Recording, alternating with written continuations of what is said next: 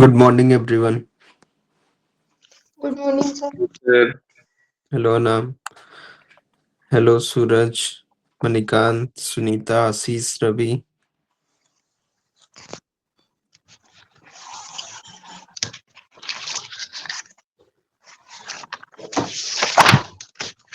Hello, Priya, Vikas, Indradev, Rasmi, Ravi, Assis. अ, पिछले sessions में हम लोग डिस्कस कर रहे थे कि किस तरीके से इंट्रो निबंध के इंट्रो को किस तरीके से अप्रोच करना चाहिए। आज के सेशन में हम लोग देखेंगे कि इंट्रो के बाद मेन बॉडी को किस तरीके से देखना है, क्या कुछ करना है।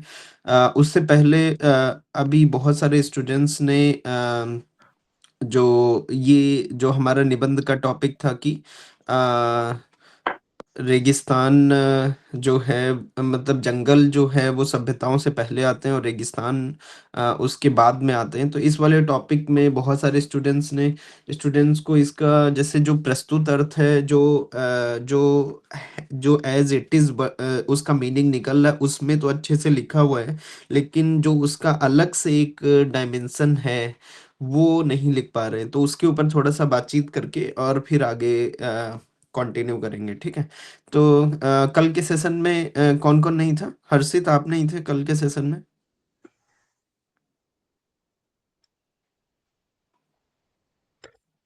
यस सर मैं नहीं था कल के सेशन में। क्यों? एक्चुअल सर मेरी वो दीदी आ गई थी फॉरेन से, तो उसको थोड़ा रिसीव करने चला गया था, तो उसके ठीक साथ थोड़ा मेरी टाइम वो चले गए। ठीक है, ठीक है। रितेश, आप कल के सेशन में थे?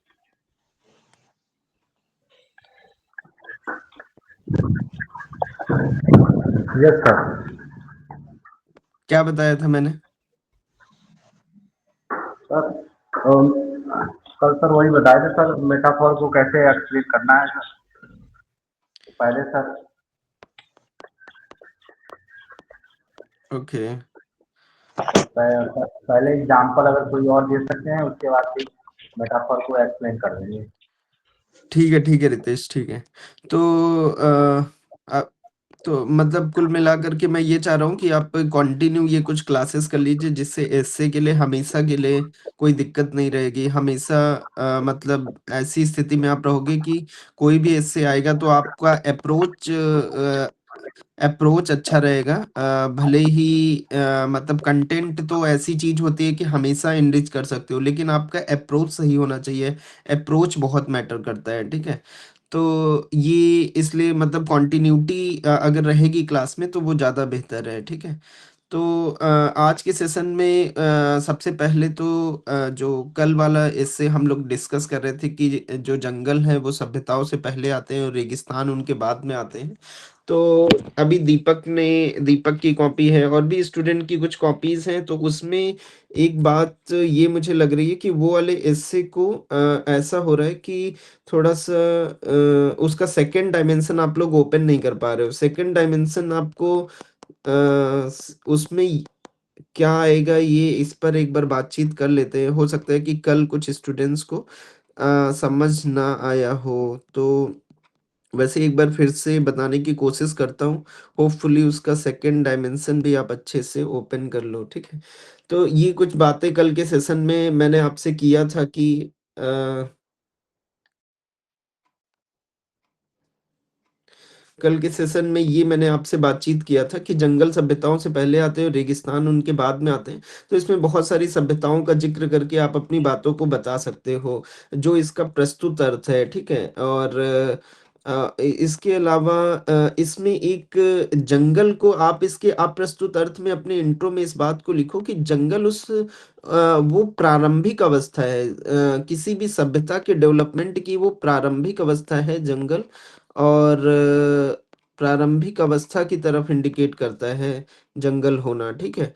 और मतलब सभ्यता होना कहीं न कहीं उसके चरम उत्कर्ष को दिखाता है। सभ्यता उसके चरम या उत्कर्ष को दिखाता है, ठीक है?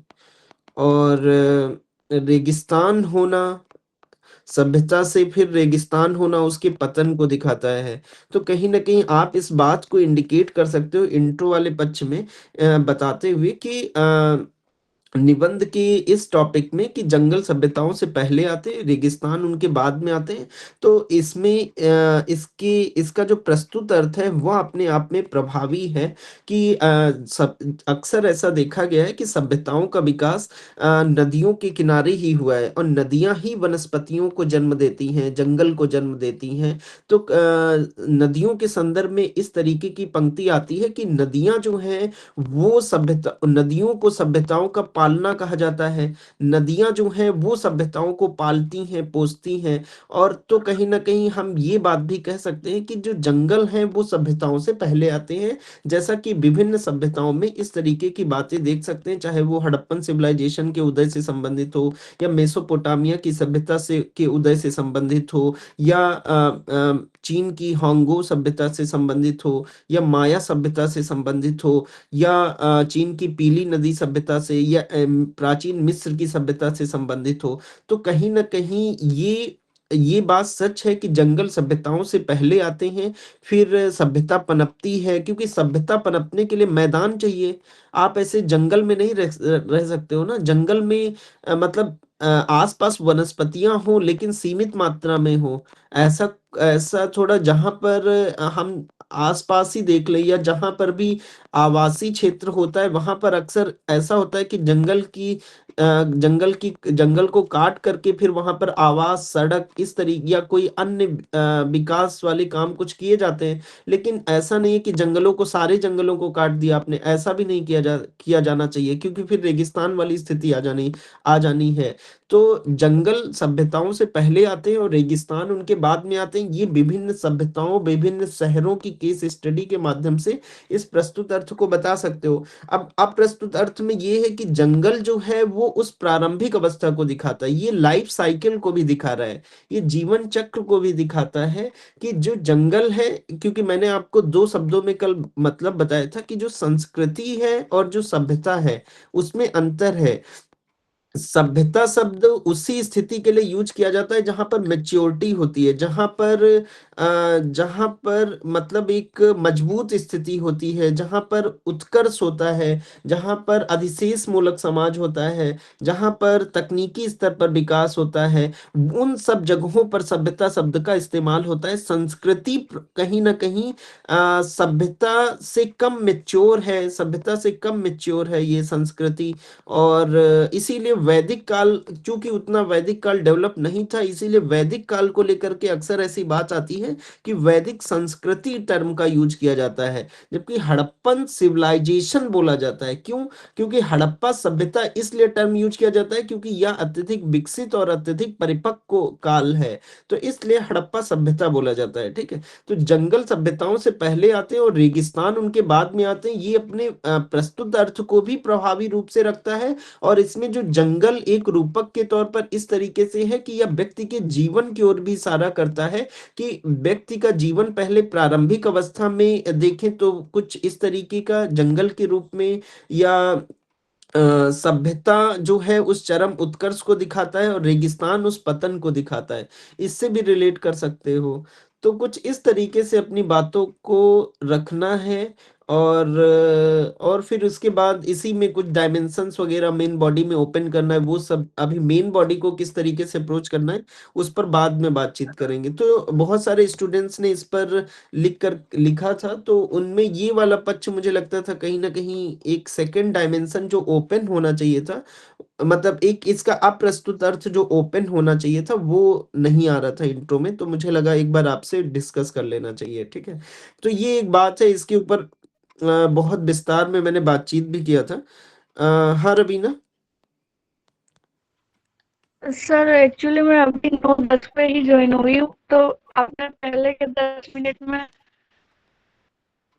कुछ आपकी बताया प्लीज आपकी पूरा। आवाज सही से नहीं आ रही है रवीना, आपकी आवाज कट रही है बहुत ज्यादा। हाँ रवीना बताइए। Hello sir. हाँ हाँ हाँ।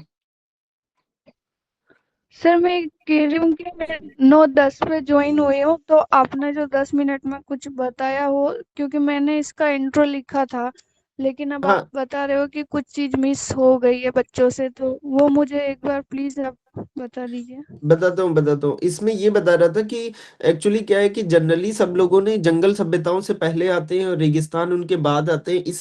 इसी एक अर्थ को ज़्यादा ग्लोरीफाई करके लिखा है। मैं ये कह रहा हूँ कि ये एक लाइफ साइकिल भी है कि जीवन में इस तरीके का होना भी अक्सर होता है कि सबसे पहले जंगल उस प्रारंभिक अवस्था को दिखाता है, सभ्यता उस परिपक्वता को दिखाती, उस मैच्योरिटी को इंडिकेट करता है, रेगिस्तान उस पतन को दिखाता है। तो हर एक वंश परंपरा चाहे वो कोई भी विशाल से विशाल साम्राज्य हो, मुगल साम्राज्य को ही ले लो, दिल्ली सल्तनत को ही ले लो, लाइफ साइकिल भी ऐसा होता है। जंगल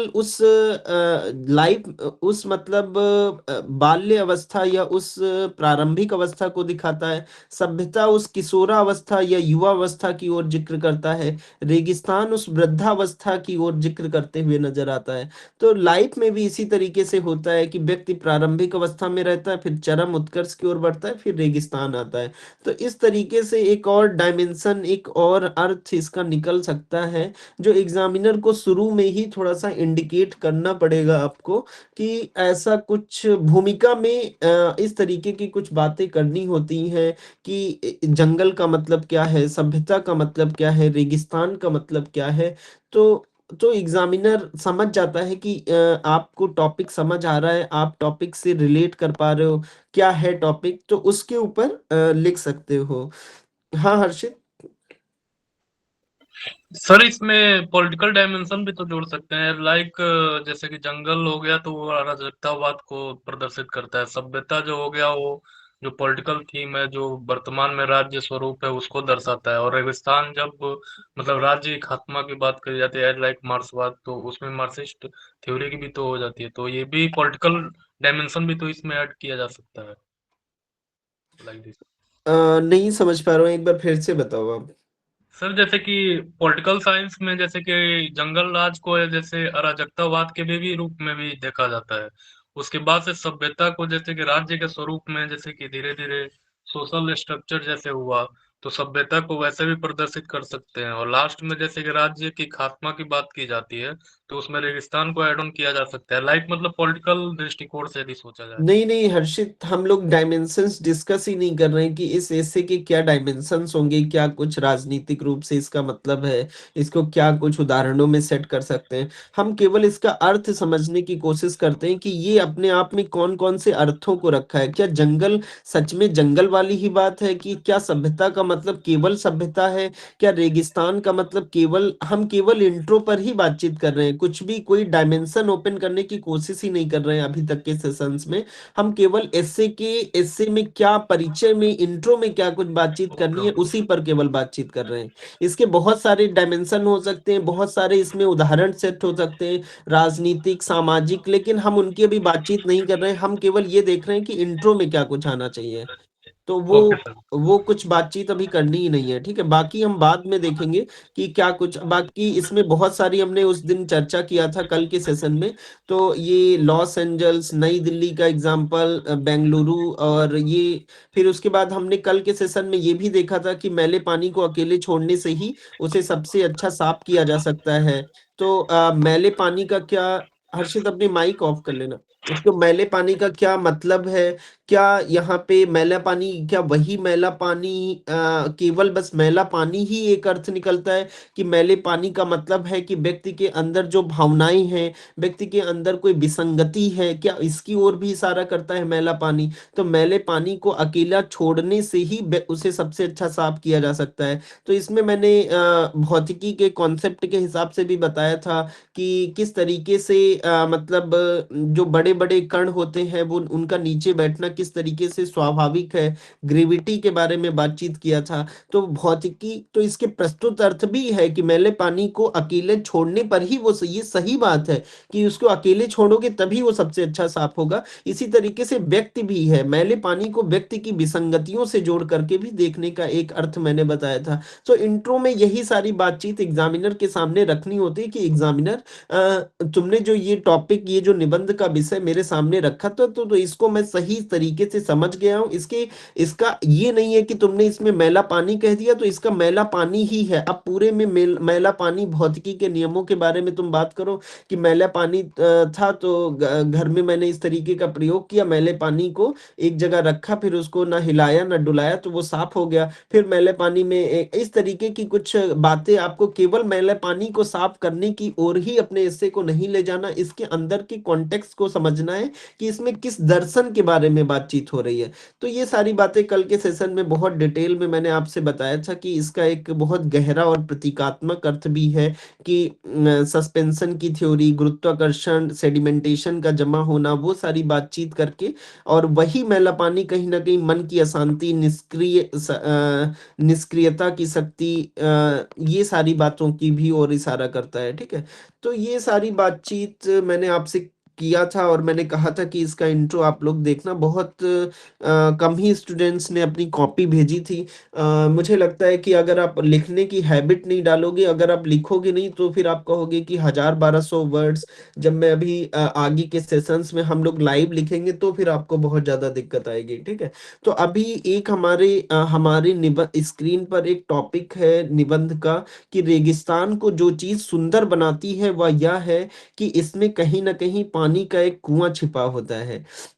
रेगिस्तान को जो चीज सुंदर बनाती है, रेगिस्तान को 2 से 3 बार निबंध के हिस्से को पढ़ना है कि कोई गलती ना हो। रेगिस्तान को जो चीज सुंदर बनाती है वह यह है कि इसमें कहीं ना कहीं पानी का एक कुआं छिपा होता है। ठीक है, तो अभी सबके पास सब पहले 1 से 9 18 हो रहा है, अभी 9:18 हो रहा है। सबको 3 मिनट का सोचने का टाइम, 5 मिनट का सोचने का टाइम देता हूँ। फिर उसके बाद एक एक करके आप लोग बताओगे कि इसका क्या, इसमें क्या प्रस्तुत अर्थ है और क्या इसमें अप्रस्तुत अर्थ है, क्या कुछ है एस्से का थीम। अगर आप निबंध का परिचय लिखोगे तो फिर क्या लिखोगे। तो ठीक है, हम 9:23 पर आपसे मिलते हैं और इसका सेंस बताना है अपनी माइक ऑन करके एक एक करके कि क्या आपने समझा है। ठीक है, इसमें कहीं ना कहीं पानी का एक कुआं छिपा होता है। निबंध ये बात तो बिल्कुल सही। पानी को जाने बना, जैसे में समंदर से निकला है, पानी और प्यासे।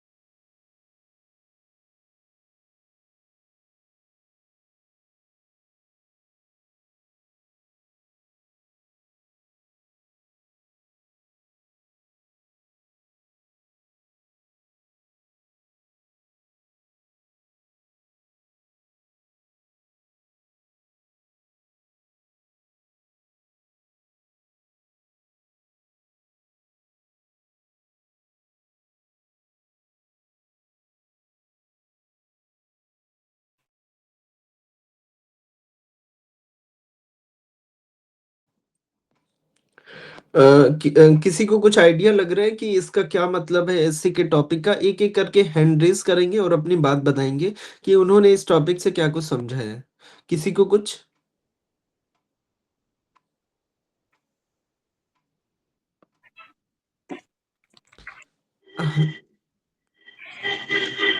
हाँ, हाँ मणिकांत बताइए। हाँ सर, जैसे कि इसमें था कि रेगिस्तान को जो चीज सुंदर बनाती है वह यह है कि इसमें कहीं ना कहीं पानी का एक कुआं छिपा होता है। तो अगर हम इसके प्रस्तुत अर्थ को पकड़ें तो ऐसा कुछ है कि चाहे भूमि कितना ही बंजर क्यों ना हो, उसमें जीवन की संभावना बनी ही रहती है। या फिर अगर एकदम डायरेक्ट प्रस्तुत अर्थ को पकड़ें तो ऐसा कुछ कह सकते हैं कि जो रेगिस्तान होता है वो भले ही कितना ही बंजर हो लेकिन उसमें पानी को अवशोषण करके उसको एक भूमिगत जल का एक स्थल बनाने का उसमें क्षमता होता है। किसमें ऐसा कुछ किस किसमें क्षमता होता है? रेगिस्तान में अच्छा, कि मतलब हाँ रेगिस्तान में फिर से वनस्पतियाँ उगाई जा सकती हैं। सर, वनस्पतियां उगाई जा सकती हैं ऐसा कुछ कह सकते हैं, वो तो बहुत ही विरल अवस्था में, लेकिन कह सकते हैं कि हाँ ऐसा कुछ है कि अगर वहां बारिश होती है तो वो पानी को तुरंत ही अवशोषण करके अपना भूमिगत जल का स्तर बढ़ा सकती है। ऐसा कुछ क्षमता भी होता है अगर इसके प्रस्तुत अर्थ को पकड़ें। लेकिन अगर अप्रस्तुत अर्थ में देखें तो कह सकते हैं कि कोई भी रेगिस्तान को ऐसे समझ सकते हैं कि कोई भी इंसान का चाहे कितना ही पतन हो गया हो, चाहे वो कितना ही अनैतिक हो गया हो, या कोई भी चीज कितना ही बंजर हो गया हो, लेकिन उसमें कहीं ना कहीं अगर इंसान को लें तो वो उसके अंदर हृदय परिवर्तन का एक चांस बना रहता है, उसमें कहीं ना कहीं कुछ अच्छाई के तत्व मौजूद होते हैं। तो इस चीज से अप्रस्तुत अर्थ को भी की व्याख्या की जा सकती है। बहुत बढ़िया, एक्सीलेंट। बहुत अच्छे से तुमने बताया कि मतलब प्रस्तुत अर्थ भी है इसमें और इसके जो रूपक हैं, मतलब रेगिस्तान का मतलब केवल डेजर्ट से ही नहीं है। रेगिस्तान का मतलब उस जीवन में मतलब उस विषम परिस्थितियों की ओर भी इशारा करता है और पानी का एक कुआं उस ओर इशारा करता है, उस आशा की ओर। बहुत बढ़िया। इसके अलावा और हाँ सर मैं प्रियम आप बताइए। हाँ रवि, एक मिनट। हाँ प्रियम आप बताइए। सर मतलब इसमें ऐसे में जो विज्ञान जी ने बताया, तो मैं भी वही सोच पा रहा था कि जैसे बाहरी शुष्कता के अंदर जीवन की एक आशा जो होती है वो छिपी होती है, ऐसा कुछ इसका संदर्भ निकल रहा था। रेगिस्तान तो प्रस्तुत अर्थ में मतलब दिखा रहा है कि रेगिस्तान के नीचे भी कुएं हैं, कभी मतलब वहाँ हरा भरा ऐसा कुछ माहौल रहा होगा। तो मतलब जीवन में या बंजर जमीन में भी एक आशा नीचे छुपी हुई होती है, ऐसा कुछ मतलब इसमें आइडिया कर पा रहा था मैं। जीवन में भी ऐसा ही कुछ है कि मतलब जैसे अप्रस्तुत अर्थ में कि अगर कोई बहुत ज्यादा मतलब बंजर जीवन है या ऐसा मतलब, तो उसके अंदर ही कहीं ना कहीं कोई उम्मीद रहती है, एक छिपी हुई आशा रहती है। तो ये मैं इसका मतलब मीनिंग निकाल रहा था सर। लेकिन इसमें प्रियम, इसमें इसमें एक वर्ड है कि छिपा होता है। तो हो सकता है कि जैसे उस स्थान पर, जैसे हम उस स्थान पर जाएं और कुआं ना मिला, हो सकता है वो आशा दिख तो रही है लेकिन वो आशा कह रहा है छिपा हुआ। तो हो सकता है आशा ना दिखे, तो तब तो हम परेशान हो जाएंगे ना। हाँ फिर ये हो सकता है सर, इसका एक मतलब बैक हाँ व्यू ये हो सकता है, इसमें छिपा होता है वो मतलब उम्मीद रहती है, आशा है ये कि छिपा होता है मतलब। अच्छा इसमें ये है, फैक्ट दिखा रहा है कि ये छिपा होता है, ऐसा है, हाँ। आशा नहीं है इसमें। तो फिर प्रियम तो तब तो ये हो सकता है सर, मतलब जैसे जो आज रेगिस्तान है, कहीं ना कहीं कभी उसके पहले वहां पे जल का ऐसा कुछ रहा होगा, स्रोत वगैरह प्रस्तुत अर्थ में। तो ये हाँ, फैक्ट है कि जो आज रेगिस्तान है वहां का जल का सोर्स है, पहले छिपा हुआ एक कुआं है उसमें। पहले मतलब वहां पे पानी था फिर रेगिस्तान। तो उसका कहने का मतलब क्या है? एग्जैक्ट बताओ, तुम क्या कहना चाह रहे हो? एग्जैक्ट कुछ मैं इतना ही अभी सोच पा रहा था सर। तुम जो ठीक है, ठीक है प्रियम, ठीक है, ठीक है। बहुत अच्छा। हाँ रवि आप बताइए। सर जैसे इसके प्रस्तुत अर्थ में सर एक कॉन्सेप्ट ये निकल सकता है कि जो रेगिस्तान में जो कुआं होता है सर, वो हाँ, समस्त जीव जंतुओं और जितने भी पादप हो गए वो उनका एक आवास की तरह काम करता है ये। तो क्या तो तो वहां मैं पर यहाँ जितने पर भी तो यहाँ पर मैं तुमसे ये पूछना चाहता हूँ कि क्या रेगिस्तान में कुआं होता है? तुमने देखा है रवि? कुआं नहीं होता सर, अब जिस कॉन्टेक्स्ट में लिखा है वो बता पा रहा हूँ मैं अप्रस्तुत अर्थ को ज्यादा अच्छे से बता पाऊंगा सर मैं। नहीं, तो इसमें प्रस्तुत अर्थ ये है कि रेगिस्तान, पहले तो ये बताओ कि क्या रेगिस्तान में पानी का कुआं होता है? मतलब ऐसा कुछ है कॉन्सेप्ट कुछ? ऐसा तो कॉन्सेप्ट नहीं है सर डायरेक्टली अगर देखा जाए तो। हाँ, तो ठीक है, अपनी बात बताओ रवि। जैसे सर मैं अप्रस्तुत अर्थ बता रहा हूँ इस तरीके से। तो हाँ, सर हाँ, ये जो टॉपिक है उसमें ये है कि जीवन में कितना भी दुखद स्थिति हो, जितना भी विषम परिस्थिति हो, एक हाँ, कुछ ना कुछ होप का एक तरीका होता है सर, कहीं ना कहीं एक रास्ता दिखता ही है। बट हाँ, वही है हाँ, कि इंसान कितना एफर्ट डालता है उस रास्ते को खोजने के लिए। तो इसमें मेरे पास 2 से 3 एग्जांपल आया। हाँ, तो एक पहला है रेगिस्तान कि तो रेगिस्तान रवि उस निराशा को दिखा रहा है और पानी का कुआं उस आशा को दिखा रहा है। हाँ हाँ हाँ हाँ। तो गुड, इसमें सर गुड। मेरे पास 2 से 3 एग्जांपल है। हाँ, जैसे नदी, जैसे सर एक अपने उद्गम स्रोत से जब निकलता है तो उसके पास कोई रास्ता नहीं होता जाने का। ना कोई गुरु होता है, ना कोई दिशा होता है, दिशा बोध होता है, एक तरीके से दिशाहीन होता है। वो अपना हम्म। रास्ता खुद बनाता है और अंततः जाके समुद्र में मिल जाता है। वो अपना रास्ता खुद बनाता है सर, एक एग्जांपल ये है। क्या क्या रवि? जैसे सर नदी अपने उद्गम स्रोत से निकल रहा है, हाँ। उसके बाद उसके पास कोई रास्ता नहीं है सर समुद्र से मिलन का, तो वो अपना रास्ता खुद बनाते हुए जाता है सर, बिना गुरु के, बिना दिशा बोध के। हम्म। तो एक ये एग्जाम्पल हो गया सर। और एक जो आप प्रेमचंद का बताए थे सर कि कितना भी दुखद से दुखद तो परिस्थिति में। नदी अपना रास्ता खुद बनाती है, तो उसका इस हिस्से के संदर्भ में उसका क्या मतलब है? सर उसके वो भी तो एक होप से ही होगा ना सर, फिर वो अंततः समुद्र में ही मिलना है ना सर उसको तो। मिलना तो समुद्र में है, लेकिन नदी अपना रास्ता खुद बनाती है। अपना तो ये तो नदी का वो जुनून है, नदी की वो गति है, नदी की वो ललक है, नदी की वो ऊर्जा है। तो इसमें पानी, उसमें आशा की क्या बात है? एक होप तो होगा सर। कि समुद्र में जाके मिल जाए?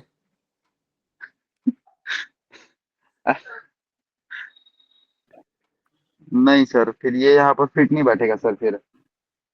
तो वही तो। बताओ, बताओ, आराम से बताओ, खुल के बताओ एकदम। सर एक हाँ, और है सर, प्रेमचंद का जो आप बताए थे हाँ, हाँ, कि कितना भी विषम परिस्थिति क्यों ना हो, एक ऐसा परिस्थिति आता है, मतलब जो सुखांत गांधीवादी परंपरा वाले में, हाँ, कि हाँ, उसका अंततः वो हृदय परिवर्तन हो जाता है उसका। हाँ, हाँ, ये पॉइंट है सर। हाँ, ये बहुत वैलिड पॉइंट है। ये वैलिड पॉइंट है कि जैसे कि भारतीय दर्शन ये मानता है कि हमेशा व्यक्ति के अंदर कहीं ना कहीं अच्छाई जरूर छिपी होती है। तो उसी ये निबंध का विषय उसी ओर इशारा करता है कि कहीं ना कहीं एक आशा की किरण जरूर होती है जो परिस्थितियों को बदल सकती है। गुड, ये जी सर। पॉइंट अच्छा है। ठीक है सर। अ, ठीक है रवि, लेकिन अभी तुमने इसके प्रस्तुत अर्थ को अच्छे से नहीं समझा है, उस पे अभी मैं बातचीत करता हूँ, ठीक है? जी जी जी। और इसके अलावा हेलो सर। हाँ सिप्रा, आप बताइए। हाँ, good morning sir. Sir hello, इसमें गुड। प्रस्तुत प्रस्तुत अर्थों में सर ये देख सकते हैं कि जो भौतिक भूगोल के नियम के अनुसार अगर देखा जाए तो प्रकृति कभी भी एकांगी भाव से किसी को भी कुछ प्रदान नहीं करती। जैसे रेगिस्तान है, वो बंजर भूमि है लेकिन वहाँ पे भी जल का स्रोत दे के वो जीवन को निरंतरता प्रदान कर रही है। ये प्रस्तुत अर्थ में हो गया सर। और अप्रस्तुत अर्थ में मैंने निकाला है जो इसका प्रस्तुत अर्थ एक बार फिर से रिपीट करना। Okay sir. सर प्रस्तुत अर्थ में मैंने ये बोला है कि जो भौतिक भूगोल के नियम के अनुसार अगर देखा जाए तो हम्म। प्रकृति कभी भी किसी भी स्थल को एकांकी भाव से विकसित नहीं करती है। जैसे हाँ, रेगिस्तान जो बंजर स्थल है, वहां हाँ, पे जीवन निरंतरता नहीं प्रदान कर पाएगी अगर प्रकृति वहां पे सभी चीजों को नहीं देगी। तो उसी सेंस में उसने कुआं का एक छिपा हुआ स्रोत बताया है कि अगर इसको जो मतलब जो यहाँ तक पहुंचेगा जीवन वहाँ पे पनप सकता है। ये प्रस्तुत अर्थ में मैंने सोचा है सर।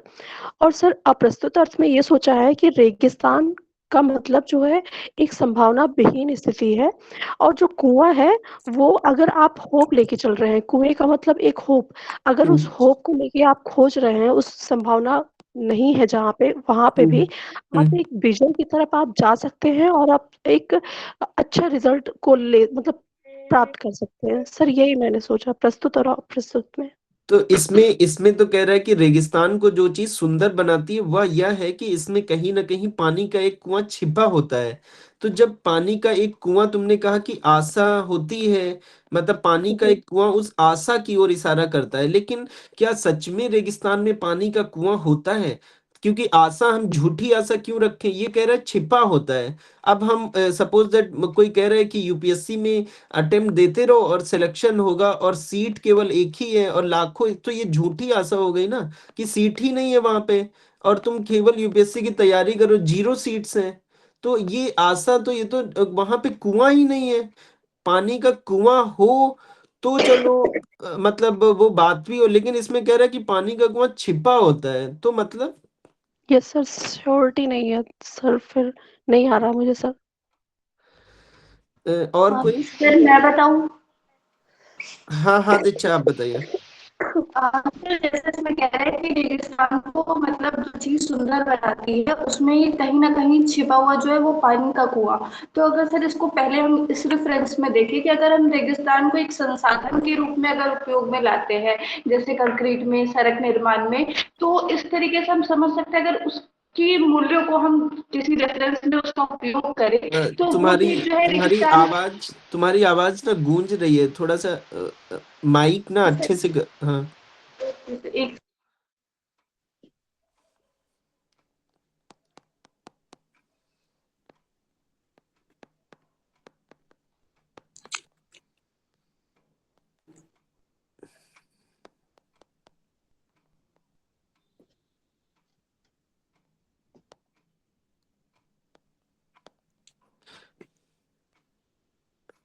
दीक्षा, अभी आप हो सेशन में? हाँ सर, अभी आ रही है आवाज? हाँ हाँ, बताइए बताइए।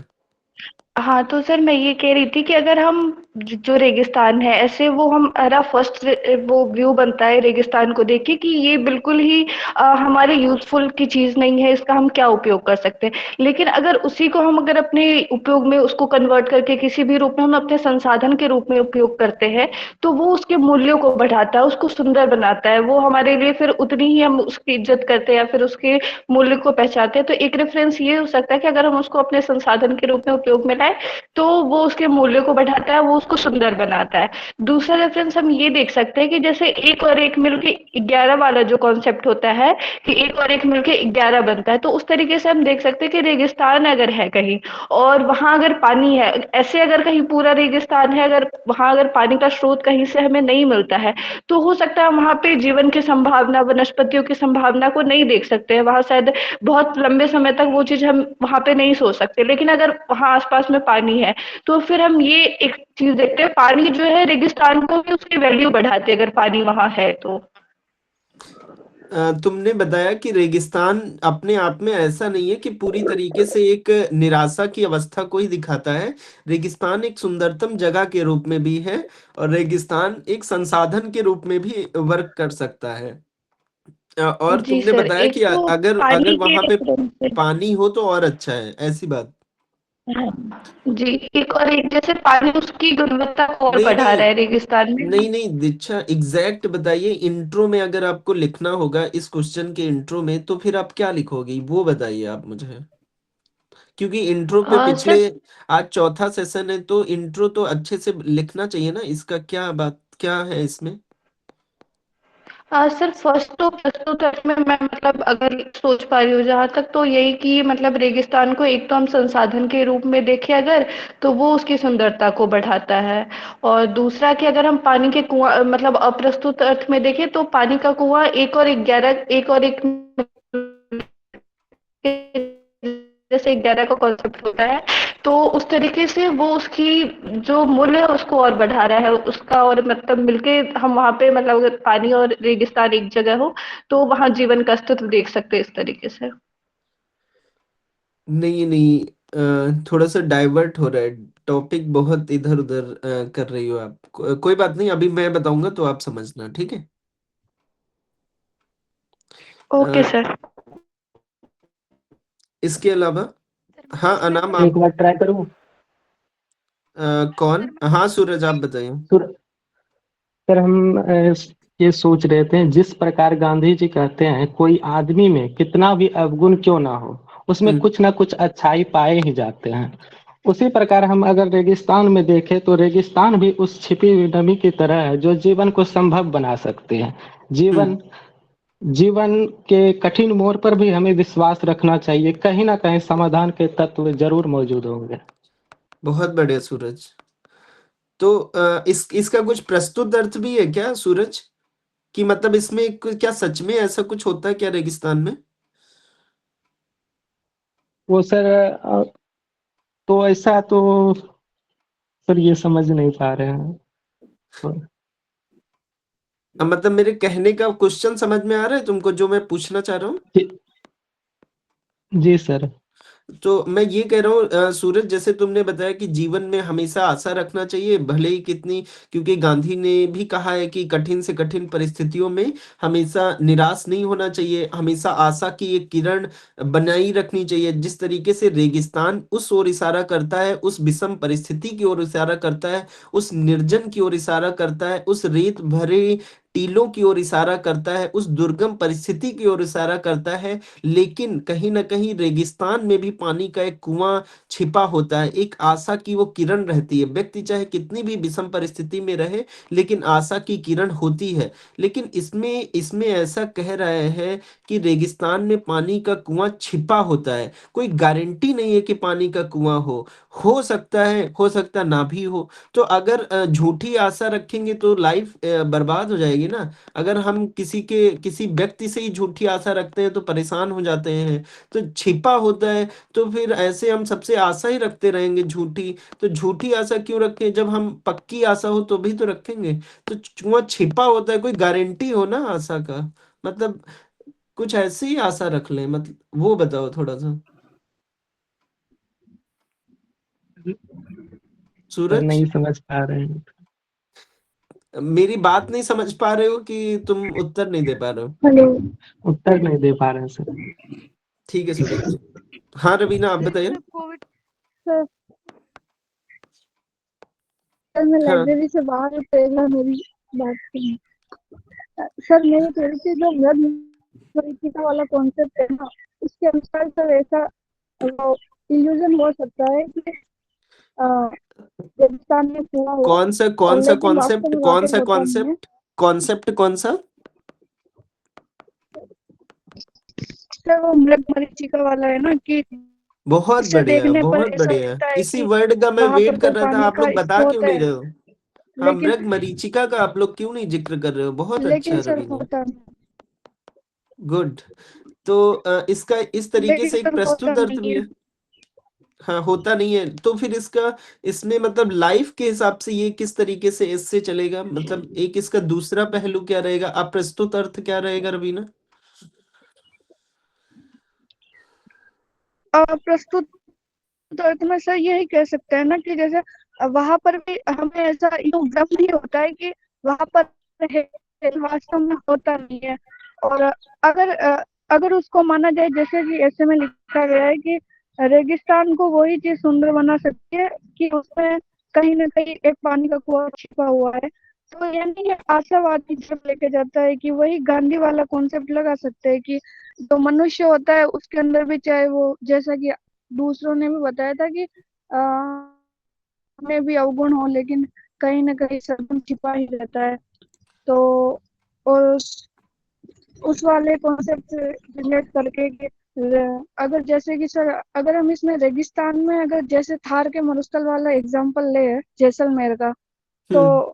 भले की कमी है, लेकिन अगर पर्यटन की दृष्टि से देखा जाए, और तो सर पूरे राजस्थान में मोस्ट ऑफ जैसलमेर को ही माना जाता है पर्यटन की दृष्टि से, जयपुर के बाद में जैसलमेर को। और वहां पर जो इंदिरा गांधी नहर है, उसके तहत जो वहां पर पानी की वगैरह जो व्यवस्था है, उसमें कह सकते हैं कि अगर हम आशावाद की तरफ देखें तो रेगिस्तान को भी एक अच्छी जगह, बहुत ही सुंदर और आकर्षक जगह बनाई जा सकती है। ठीक है रवीना, बहुत अच्छा बताया, बहुत बढ़िया, वेल डन, बहुत अच्छा है। अभी तक सबसे अच्छा बताया, बहुत अच्छा। और कोई बताना हेलो चाहता है? सर। हाँ थैंक यू। ना। Hello sir. Good morning sir. हाँ, गुड हेलो। मॉर्निंग का नाम बताओ, जल्दी बताओ आवाज आ रही थोड़ा सा। सर? हाँ, जल्दी बताइए। जी सर, जैसे क्या है कि जिसने अभी जो रेगिस्तान का जो चीज समझ में आती, जो सेंटेंस लिखा हुआ है उसमें जो मुझे दो पहलू समझ में आ रहे हैं। जो पहला ये है कि प्रस्तुत अर्थ में जो अभी जो पूर्व छात्री का जो बताई है कि मृग मरीचिका। सर तो ये कई सेंस में क्या है कि जो एक रेगिस्तान बंजर भूमि है, तो मृग मरीचिका एक निराशा, मतलब कि निराशा में आशा की जो गर्त है, जो छिपा जो प्रस्तुत सेंस में है वो देखने को मिलता है सर। एक जो प्रस्तुत अर्थ में है ऐसा। और सर फिर जो अप्रस्तुत में है उसमें गांधीवादी की जो परिकल्पना है, उसमें जो आशावाद है, और प्रेमचंद को जो परिकल्पना है। सर इस दो एग्जाम्पल से हम आगे बढ़ सकते हैं सर, ऐसा जितना मैं समझ पा रहा हूँ सर। ठीक है नाम, ठीक है। और कोई, और इसके बियॉन्ड किसी को कुछ बोलना हो तो वही बताइए, इसके बियॉन्ड किसी को कुछ। सर मुझे बोलना है। हाँ, राधा बताइए। कोविड-19 था, तो उस टाइम जो हम्म। पूरे विश्व में कोविड नामक रेगिस्तान था, उसमें लोगों को बहुत कठिनाइयाँ का सामना करना पड़ा।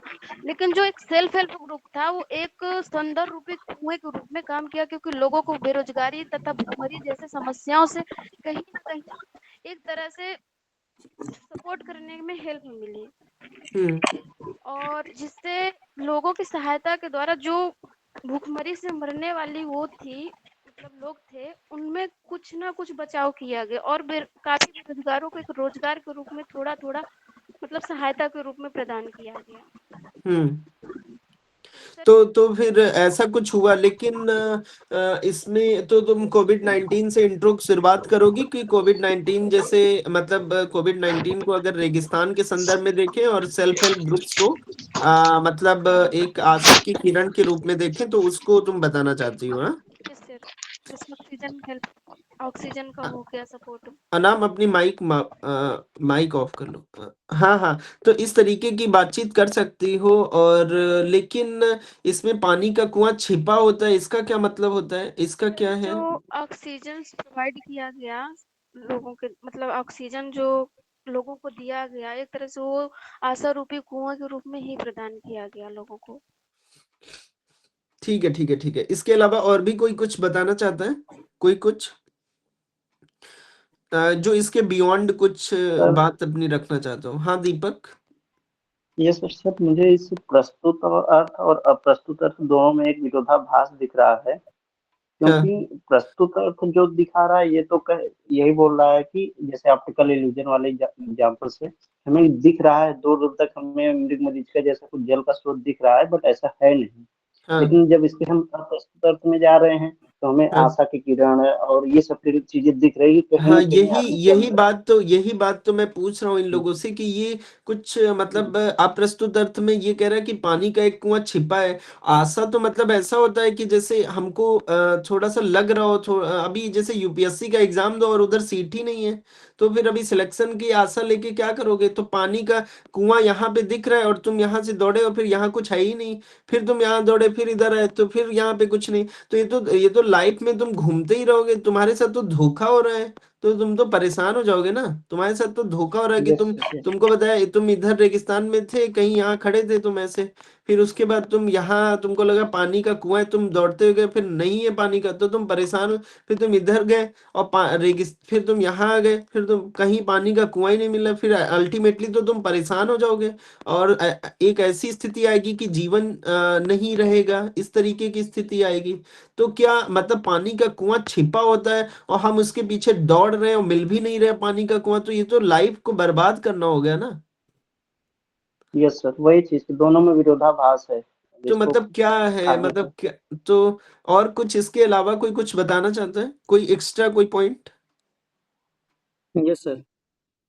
हाँ, आशीष बताओ।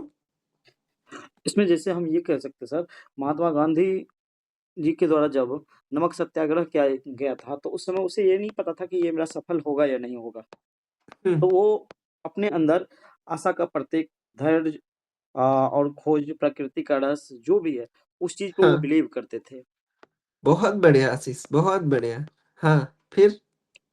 और फिर वो अपने सत्याग्रह में लीन हो गए और इस हुँ। तरीक़ा से हम लोग देश को आज़ादी की ओर ले गए। ठीक है, तो तुम कुल मिलाकर के ये कहना चाह रहे हो कि आशा का मतलब ये नहीं है कि श्योरिटी हो, आशा मतलब हमेशा ये होता है कि वहाँ पर वो चीज़ हो भी सकती है और नहीं भी कि हो नहीं भी हो सकती है। सकती, यस सर। हो सकता है कि आशा का यूपीएससी की तैयारी करने का मतलब या किसी भी चीज़ से आशा रखने का मतलब हमेशा ये होता है कि एट द एंड वो चीज़ हो भी सकती है, कोई सर्टेनिटी नहीं होती है। हुँ। आशा कभी सर्टेनिटी इसीलिए कहा है कि पानी का एक कुआँ छिपा होता है, इसका मतलब है कि ये कोई फैक्ट नहीं है कि पानी का कुआँ होगा ही होगा। कई बार अक्सर होगा कि वहाँ पर कुछ नहीं होगा बट आपको वो लूप घूमना पड़ेगा। तो कोई पानी का कुआँ छिपा होता है इसका मतलब यही है कि मतलब तुमको एफर्ट्स डालने पड़ेंगे कि तुम सकारात्मक रिजल्ट मिले, लेकिन ऐसा हर बार नहीं नहीं होगा। हो सकता है। ठीक है, चलो अब जितना भी हमें लगता है किसी को और कुछ अलग कुछ बोलना है कुछ? किसी को अलग कुछ? इसके बियॉन्ड जितना भी डिस्कशन हुआ इसके अलग कुछ? ठीक है, तो मैं बताता हूँ अभी जो भी इसके बारे में जो भी आप लोगों ने बताया, वो बहुत अच्छे से बताया, बहुत सारे स्टूडेंट्स ने बहुत अच्छा बताया, सबने लगभग बहुत अच्छा बताया और इतना 5 मिनट के कम टाइम में आप लोगों ने इतने अच्छे से मणिकांत और रवीना, आशीष और जितने जिन लोगों ने भी सूरज और भी अदर स्टूडेंट जिन्होंने भी एफर्ट्स डाले, जिन्होंने भी बताया, बहुत अच्छा बताया, बहुत बढ़िया। अब इसमें एग्जाम हॉल में तो आपको 10 से 15 मिनट का ब्रेनस्टॉर्मिंग का टाइम मिलेगा। सिप्रा इन लोगों ने भी बहुत ठीक बताया। तो दीक्षा ठीक है। तो अभी मतलब कुल मिलाकर के मैं अब जो बातें बताने जा रहा हूँ वो आपको ध्यान रखना है। अब इस निबंध के इंट्रो में आपको एग्जैक्ट एग्जामिनर को बताना पड़ेगा कि जैसे कुछ लोगों ने बताया कि महात्मा गांधी के स्टेटमेंट से सर इसकी शुरुआत कर सकते हैं कि मतलब महात्मा गांधी या भारतीय दर्शन ये कहता है कि व्यक्ति के अंदर कुछ ना कुछ अच्छाई जरूर छिपी होती है और यहाँ पर फिर इसके बाद इस तरीके से फिर लिखना है कि गांधी की प्रस्तुत पंक्तियां इस बात की ओर इशारा करती हैं कि विषम से विषम परिस्थिति में भी आशा की एक किरण जरूर रहती है। और जैसा कि निबंध के विषय में यह बात गूढ़ता से उपस्थित है कि रेगिस्तान उस विषम परिस्थिति की ओर इशारा करता है और पानी का कुआं उस आशा की किरण की ओर इशारा करता है। यही बहुत लोगों ने बताया। तो इस तरीके से कुछ इंट्रो आप शुरुआत कर सकते हो। फिर इसमें इस तरीके की कुछ बातें करने के बाद फिर इसमें कह सकते हो कि निबंध के विषय के इस अप्रस्तुत अर्थ के अलावा इसका प्रस्तुत अर्थ भी उपस्थित है। विषय में यह बात बताना यहाँ पर आवश्यक है कि रेगिस्तान में भी अक्सर ऐसा देखा जाता है कि रेगिस्तान में हमेशा ऐसा नहीं होता है, लेकिन कहीं-कहीं पर ऐसा होता है कि रेगिस्तान में कुछ पानी के कुएँ भी देखने को मिलते हैं, जिनको ओसिरिस बोलते हैं। मतलब एक भौतिकी में एक कॉन्सेप्ट आपने पढ़ा होगा कि मतलब इस तरीके के क्या होता है कि रेगिस्तान में पानी के कुछ सोर्सेस भी कहीं न कहीं होते हैं। क्योंकि जो मृगमरीचिका वाला रवीना ने कॉन्सेप्ट बताया था मृगमरीचिका का, तो उसमें अक्सर रेगिस्तान में एक्चुअली क्या होता है कि एक आपने पढ़ा होगा पूर्ण आंतरिक परावर्तन का कॉन्सेप्ट पढ़ा होगा फिजिक्स में। पूर्ण आंतरिक परावर्तन के कारण अक्सर ऐसा होता है कि रेगिस्तान में जब भी कभी दूर दराज की ओर देखा जाता है, कोई व्यक्ति यहाँ खड़ा है और दूर देखता है तो उसको अक्सर ऐसा लगता है कि यहाँ पर कोई पानी का सोर्स है, कोई जल सोर्स है, कोई जल स्रोत है, ऐसा कुछ नजर आता है हमेशा।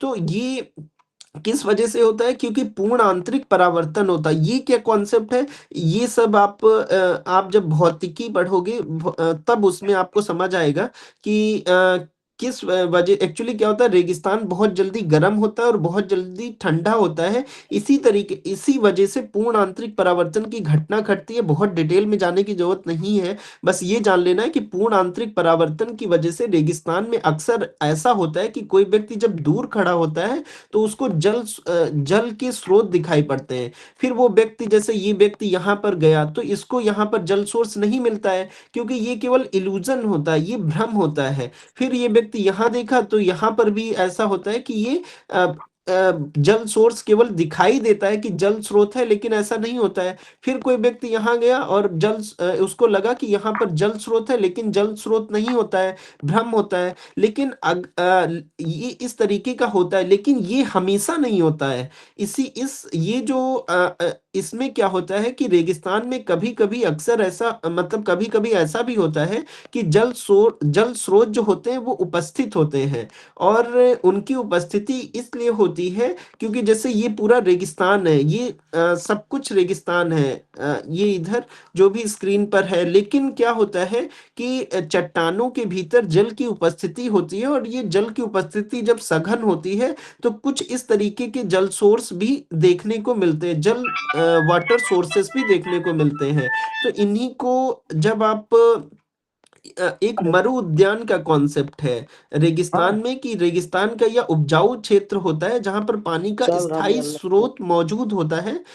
और ये मरु उद्यान जो होते हैं, ये क्यों रेगिस्तान में ये क्षेत्र क्यों यहाँ पे जल सोर्स है, वाटर सोर्सेस है, क्यों यहाँ पर आसपास कुछ पेड़ पौधे कुछ इस तरीके की रहती है, कुछ वनस्पतियां।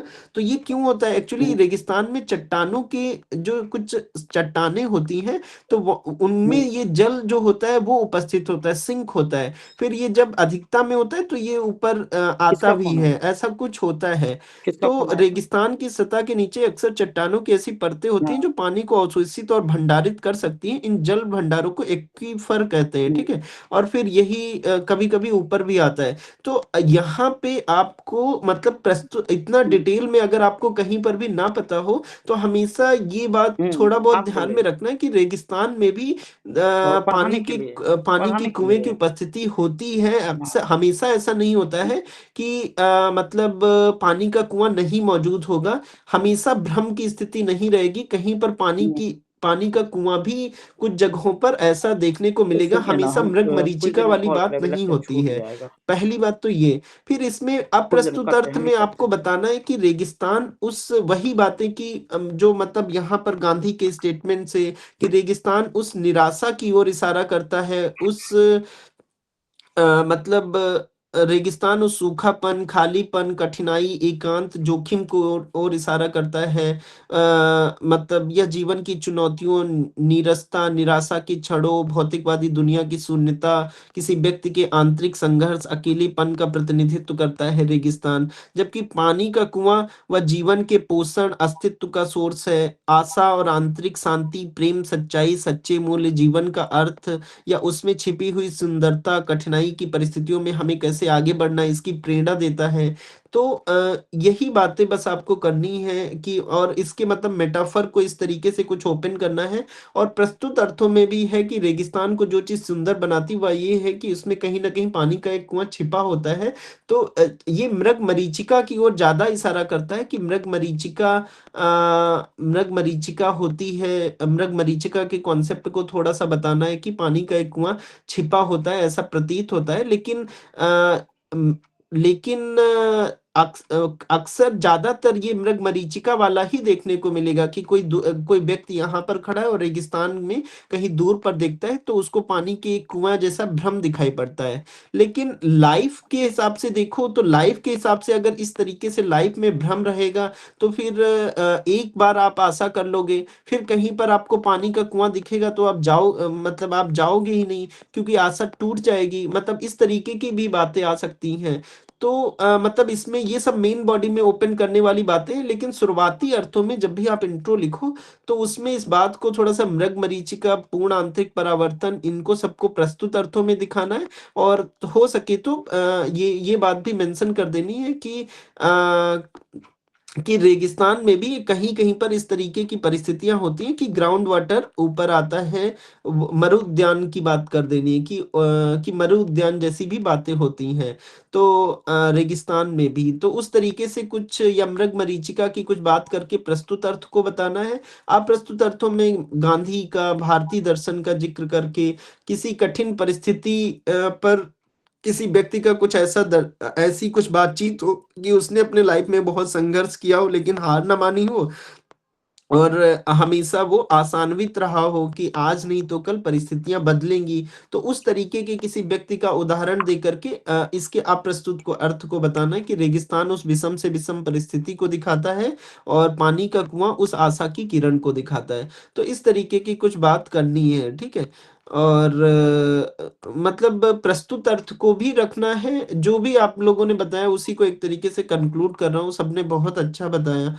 वही सारी बातें बस इसमें करनी है। और ये जो मैं बात बार-बार बोल रहा था कि पानी का एक कुआँ छिपा होता है, एक्चुअली ये मैं उस ओर इशारा कर रहा था कि जो जिस ओर दीपक ने बताया था कि दीपक कह रहा था कि सर अगर पानी का एक कुआँ छिपा होता है, तो क्या ऐसा होगा कि मतलब जैसे कि आशा कमज़ोर पड़ रही है कि वो छिपा होता है लेकिन मतलब एक बार आदमी ट्राई कर लेगा लेकिन अगर वहाँ पे वो चीज़ नहीं दिखती है तो वो जो आशा की किरण है वो कमज़ोर होती है।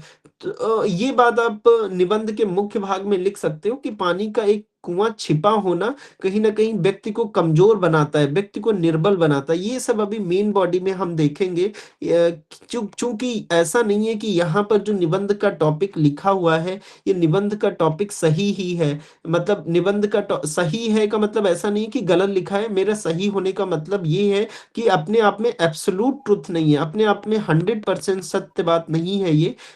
रेगिस्तान को जो चीज़ सुंदर बनाती है वह यह है कि इसमें कहीं न कहीं पानी का एक कुआँ छिपा होता है। नहीं होता है, कभी-कभी पानी का कुआँ नहीं छिपा होता है और व्यक्ति इधर से उधर दौड़ करके अपने जीवन खो देता है, अपना मृत्यु को प्राप्त हो जाता है। तो ये रेगिस्तान में पानी का कुआँ मतलब आशा की जो किरण है वो केवल एक भ्रम के रूप में उपस्थित होती है जिससे व्यक्ति अपना जीवन खो देता है। तो ये मतलब एक मेन बॉडी में ये सारी बातें करेंगे, ठीक है।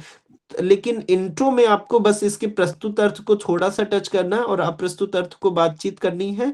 फिर उसके बाद जब मेन बॉडी में आप आओगे तो मेन बॉडी में आपको बहुत सारे डायमेंशन ओपन करने पड़ेंगे कि इंट्रो में ऐसी कुछ बातें बतानी है और फिर मेन बॉडी में आप जब आओगे कि इस प्रकार निबंध के विषय को पूर्णतया स्पष्ट करने के उपरांत यदि मुख्य भाग में आए, तो मुख्य भाग में विभिन्न आयामों पर सोचा जा सकता है। पहला कि क्या मात्र कुआँ ही रेगिस्तान को सुंदर बनाता है या और भी कुछ इसमें? तो एक पास पहले सारे डायमेंशंस बताने हैं एग्जामिनर को कि निबंध में परिचय के उपरांत या निबंध के विषय के प्रस्तुत अर्थ और अप्रस्तुत अर्थ देखने के बाद अब यदि निबंध के मुख्य भाग में जाएं तो मुख्य भाग में विभिन्न आयामों पर बातचीत की जा सकती है। तो उसमें जैसे एक एक करके आयाम आपको बताना है एक पास में, फिर डॉट करके फिर ऐसे कॉमा लगा के ये जितने भी आयाम लिखे ये इन पर आगे आप बातचीत करोगे। ये एग्जामिनर को एक पैराग्राफ में पहले ही बता दो। जैसे ही आपका इंट्रो कंप्लीट हो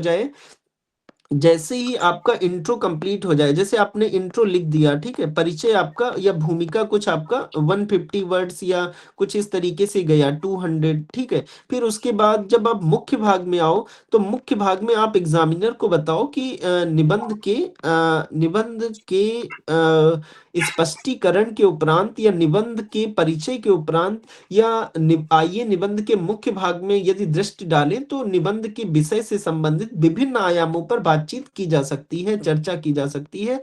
इस तरीके से कुछ मुख्य भाग की स्टार्टिंग करना है। मुख्य भाग की स्टार्टिंग करने पर जो पहला पैराग्राफ है उस पर आपको बहुत गौर करना है।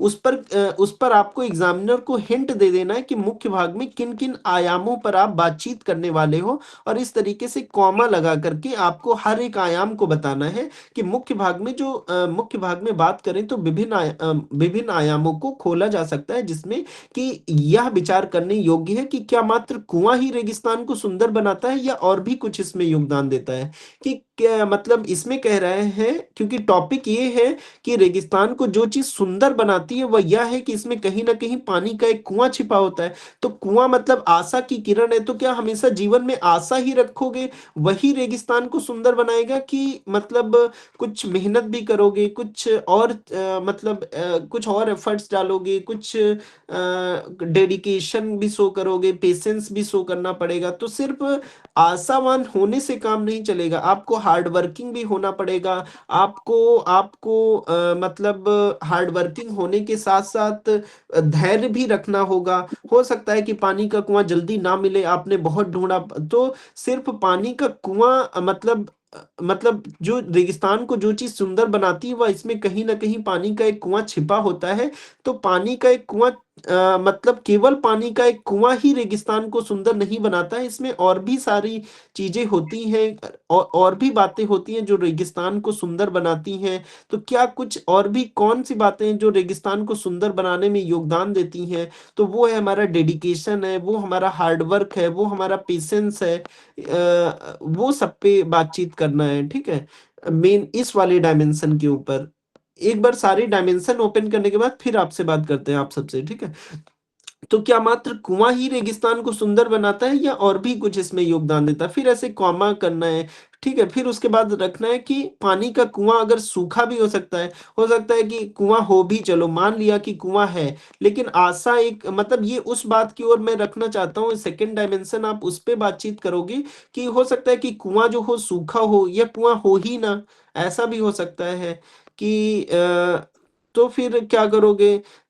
तो इसमें अवसर को प्राथमिकता देकर फ़ायदा उठाना चाहिए, कि मतलब अगर ऐसा कुछ मतलब कभी भी ऐसा कुछ होता है कि कि कुआँ आपको दिख रहा है कहीं पर, तो पानी कलेक्ट करना है, पानी को भरना है, मतलब उस आशा की किरण को, उस अवसर को यूज़ करना है। ऐसा कुछ मतलब यहाँ पे एक डायमेंशन ओपन हो सकता है कि, और इसके अलावा ये बात बतानी है कि लाइफ़ में रेगिस्तान होना भी बहुत स्वाभाविक चीज़ है, कि लाइफ में ऐसा होगा कि रेगिस्तान जैसी परिस्थितियाँ आएँगी ही आएँगी। हमेशा लाइफ में विषम परिस्थितियाँ बनी ही रहेंगी।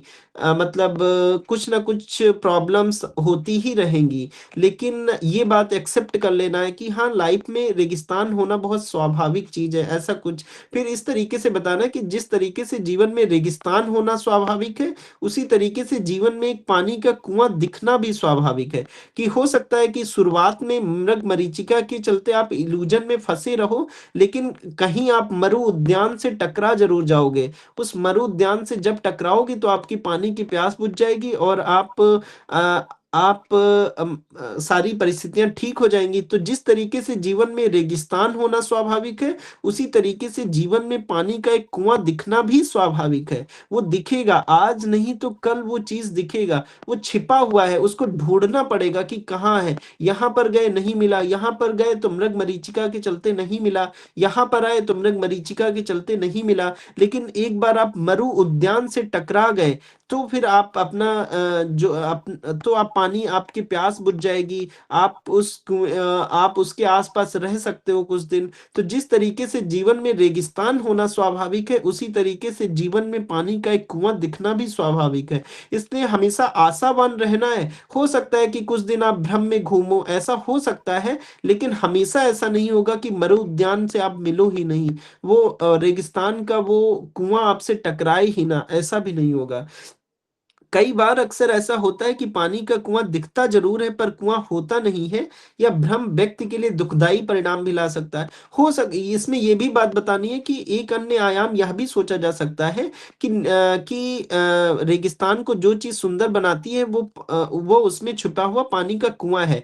तो इसमें ये बात आपको बतानी है कि कोई व्यक्ति यहाँ पर रेगिस्तान में है, और वो व्यक्ति पानी का कुआँ खोजने का प्रयास कर रहा है, लेकिन वो पानी का कुआँ, चूँकि पानी का कुआँ इतनी आसानी से नहीं मिलता है, वो छिपा हुआ होता है, और छिपे होने की वजह से वो व्यक्ति कुछ प्रयास ज़रूर करता है, लेकिन वो उस पानी के कुआँ को मतलब उस पानी के कुएँ की खोज नहीं कर पाता है, और वो नहीं रह पाता है, वो मतलब स्वयं को खो देता है, ऐसा कुछ या विचलित हो जाता है और वो रेगिस्तान से चला, ये इस तरीके की कुछ बातें कि वो अपने मार्ग से हट जाता है। तो इसके कुछ दुखदाई परिणाम भी होते हैं। हमेशा ऐसा नहीं होगा कि पानी का कुआँ जो छिपा है वो आपको मिले ही, लेकिन ऐसा कुछ भी डायमेंशन ओपन कर सकते हो कि व्यक्ति इन परिस्थितियों में भी जा सकता है। तो कुल मिलाकर के मेरे कहने का मतलब ये है कि निबंध के टॉपिक के मुख्य भाग में इसी की चीरफाड़ करनी, इसी का पोस्टमार्टम करना है निबंध के टॉपिक का। तो ऐसा नहीं होगा कि हर एक टॉपिक पर आप हर एक पेज पर केवल शायरी लिखोगे, हर एक पेज पर केवल सामाजिक आर्थिक राजनीतिक बातें करोगे तभी आपको एस्से के मार्क्स मिलेंगे। एस्से में एनालिसिस के नंबर मिलते हैं कि हाउ मेनी डायमेंशंस, कितने डायमेंशंस आप ओपन कर रहे हो, उसके बस मार्क्स मिलते हैं। अब इसी बात को, किसी भी बात को सिद्ध करने के लिए आप सामाजिक आर्थिक राजनीतिक उन उदाहरणों का यूज कर सकते हो जो अभी तक हम लोग देख रहे थे कि जैसे सोशल एस्पेक्ट, राजनीतिक एस्पेक्ट, सांस्कृतिक एस्पेक्ट, तो ये किसी बात को सिद्ध करने के उदाहरण हैं, ये कोई डायमेंशन नहीं है। डायमेंशन का मतलब हुआ कि आप इस एस्से के बारे में, आप इस एस्से के बारे में कितनी पोस्टमार्टम किया है, क्या कुछ आपने इसमें कुछ तोड़े मरोड़े किस तरीके से इस टॉपिक को, वो बताना होता है। तो एक बार मैं अगर समराइज करूं तो इस एस्से की इंट्रो और मेन बॉडी को किस तरीके से लिखना है, तो इंट्रो में आपको ये गांधी के स्टेटमेंट से या किसी एक जो संघर्षशील किसी व्यक्ति हो, रोजा पार्क्स का एग्जाम्पल हो गया, अब्राहम लिंकन का एग्जाम्पल हो गया, नेताजी का एग्जाम्पल हो गया, इसके अलावा कोई भी ऐसा व्यक्ति, दशरथ मांझी का एग्जाम्पल हो गया, क्रिस्टियानो रोनाल्डो का एग्जाम्पल हो गया, मेस्सी जो अपनी कम उम्र कम हाइट के चलते ऐसा कुछ बातें कर सकते हो, अब्दुल कलाम साहब का एग्जाम्पल हो गया। ठीक है, तो मतलब किसी एक कोई ऐसा व्यक्ति उठाना है जिसकी लाइफ में संघर्ष रहा हो लेकिन उसने आशा की किरण ना छोड़ी हो, तो उस तरीके से कुछ ऐसी स्टोरी से कुछ शुरुआत करनी है या गांधी के स्टेटमेंट से कुछ इस तरीके से शुरुआत करनी है। फिर आपको बताना है कि फिर थोड़ा सा रिलेट करना है उस स्टोरी से, और फिर उसके बाद आपको बताना है कि मतलब प्रस्तुत कि रेगिस्तान का अप्रस्तुत अर्थ का क्या मतलब है। मतलब प्रस्तुत अर्थ को बस थोड़ा सा समराइज करना है बस निबंध में।